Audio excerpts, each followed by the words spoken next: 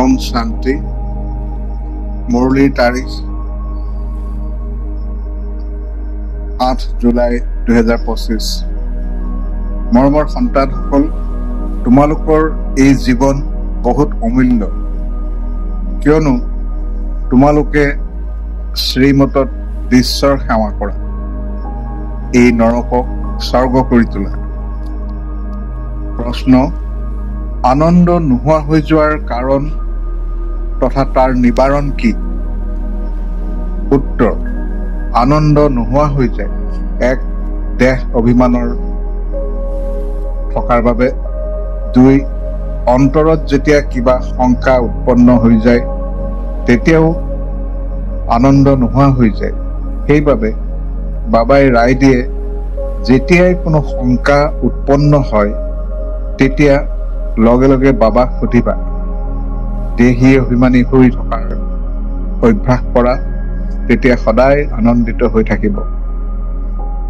অতি মৰমৰ কল্পৰ পাছত পুনৰাই মিলিত হোৱা সন্তানসকলৰ প্ৰতি মাতা পিতা বাপ দাদাৰ স্নেহপূৰ্ণ স্মৰণ আৰু সুপ্ৰভাত। ধাৰণাৰ বাবে মুখ্য সাৰ। 1 নম্বৰ, স্থূল সূক্ষ্ম সেৱা কৰি অপাৰ আনন্দৰ অনুভৱ কৰিব আৰু কৰাব লাগে। চলন আৰু খোৱা বোৱাত বহুত মৰ্যাদাপূৰ্বক হৈ থাকিব লাগে। 2 নম্বৰ, অমৰলোকত উচ্চ পদ প্ৰাপ্ত কৰিবলৈ পবিত্ৰ হোৱাৰ লগতে দৈবী গুণ ধাৰণ কৰিব লাগে। নিজৰ খতিয়ান চাব লাগে যে মই বাবাক কিমান স্মৰণ কৰোঁ। অবিনাশী জ্ঞান ৰত্নৰ উপাৰ্জন জমা কৰি আছোনে? কাণ পবিত্ৰ হৈছেনে য'ত ধাৰণা হ'ব পাৰে?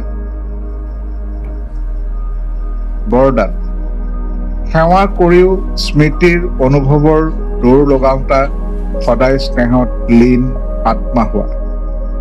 স্মৃতিত থকা কিন্তু স্মৃতিৰ দ্বাৰা যিবোৰ প্ৰাপ্তি হয় সেই প্ৰাপ্তিসমূহৰ অনুভূতি আগলৈ বঢ়াই গৈ থকা।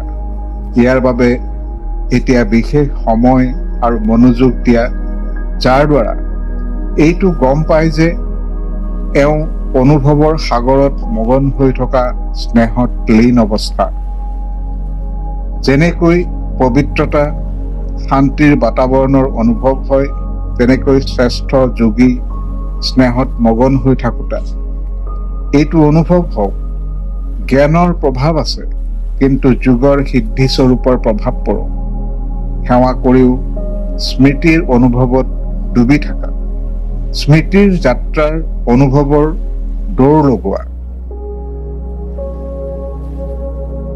শ্লোগান: সিদ্ধিক স্বীকাৰ কৰি লোৱা, অৰ্থাৎ ভৱিষ্যতৰ প্ৰালব্ধ ইয়াতে সমাপ্ত কৰি দিয়া। ওম শান্তি। অব্যক্ত সংকেত: সংকল্প শক্তি জমা কৰি শ্ৰেষ্ঠ সেৱাৰ নিমিত্ত হোৱা। যিমানে তোমালোক সন্তানসকল শ্ৰেষ্ঠ সংকল্পৰ শক্তিৰে সম্পন্ন হৈ গৈ থাকিবা, সিমানে শ্ৰেষ্ঠ সংকল্পৰ শক্তিশালী সেৱাৰ স্বৰূপ স্পষ্টকৈ দেখা পোৱা যাব। প্ৰত্যেকেই অনুভৱ কৰিব যে আমাক কোনোবাই মাতি আছে।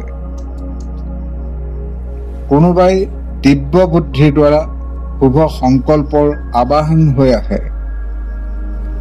কোনোবাই আকৌ দিব্য দৃষ্টিৰে পিতা আৰু স্থানক প্ৰত্যক্ষ কৰিব।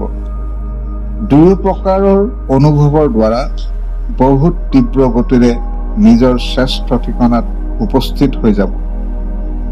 ওম শান্তি।